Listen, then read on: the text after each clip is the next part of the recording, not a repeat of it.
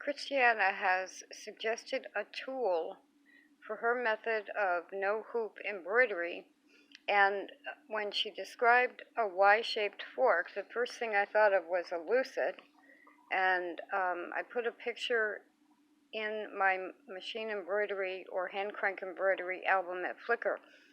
I just carved this one, and you see I have the 237 back out because I have to finish the spoons.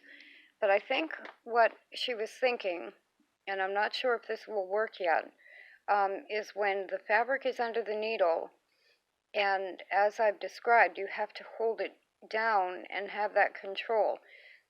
I'm not sure if this will be too slippery, but this is a pine branch that I actually stole from my neighbor's Christmas tree when they were throwing it out. I almost stole the whole tree for the wood, but I only took a branch. No tree should ever be wasted. So, and this is a Scotch pine. They had a beautiful tree.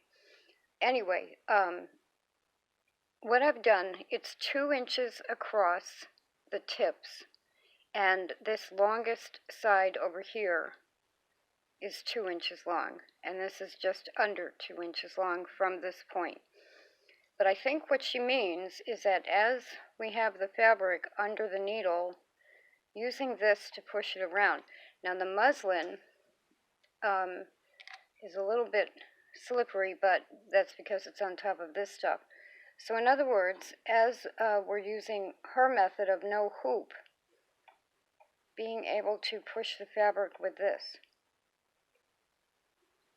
Now I carved the tips a little bit indented on the bottom so that you can use the tips and push down harder, or pull it down like that and get more of a surface to push along the fabric with.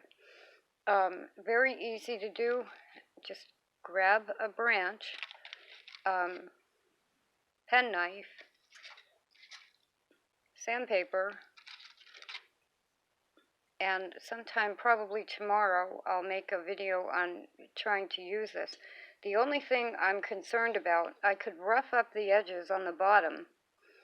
I was also thinking of putting candle wax on the bottom and letting it harden for a minute, but that would have a surface that would move the fabric, because you don't want it to slide, you want it to grip. And I'm thinking candle wax might work.